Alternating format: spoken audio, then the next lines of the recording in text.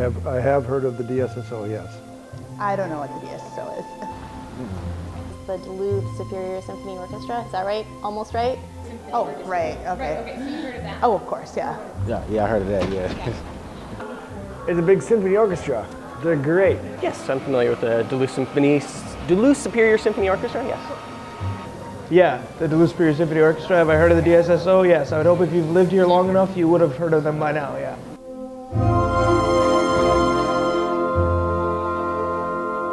I plan to, but I have not yet. I would love to go. That sounds right up my alley. I don't know, it was a really long time ago I went with my dad. I was at the DSSO once years ago. I can remember going one New Year's Eve, delightful performance. I have seen some shows there.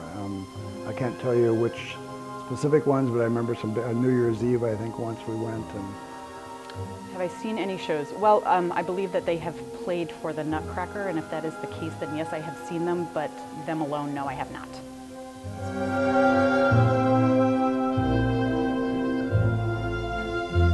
A lot of students, like for requirements or whatever, and quite honestly, a lot of people, probably my grandparents' age, who are season ticket holders.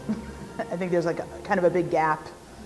I would think you could maybe toss around the word bourgeois, upper middle class, moneyed folk, or people with passion for music.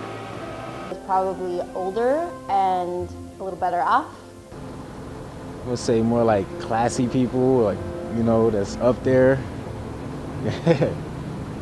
I am going to say probably older audience, more mature, probably well educated, with a little bit of a musical background.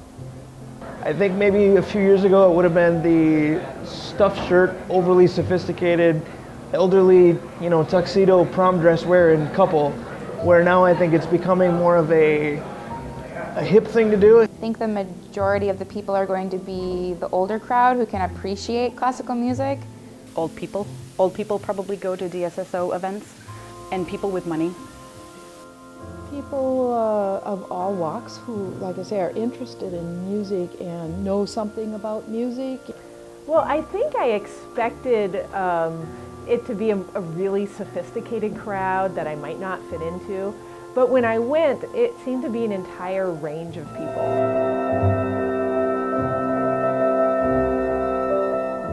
If there was something that I heard about that I thought sounded good, I would go. I just don't even ever hear about it. Find the price a little prohibitive sometimes. Well, like a lot of people, I live on a budget. I try to anyway. And it's my assumption that the tickets are fairly expensive. We would maybe choose not to go because of the cost. Of course I want to feel like going out is special. I also don't want it to feel like it's such a big deal that I won't have the right things to wear. No, I like that you have to dress up. I mean, it's paying respects to the artist.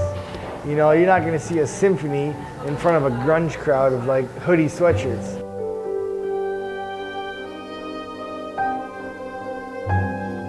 I just like that, like no matter what your mood is, there is actually classical music that kind of matches that. The range of emotion is much larger than most modern pop music, I find. Normally here, where you'll find classical music these days is like on movie soundtracks and stuff, I do, but again, in the right frame of mind or in the right tone, maybe. That there are no words. When I write, I can't listen to anything with lyrics, so I often do put on a classical Pandora.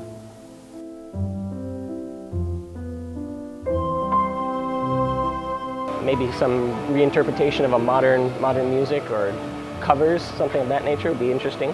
That was fun to see a modern artist put in that older classical genre, so that's interesting to me.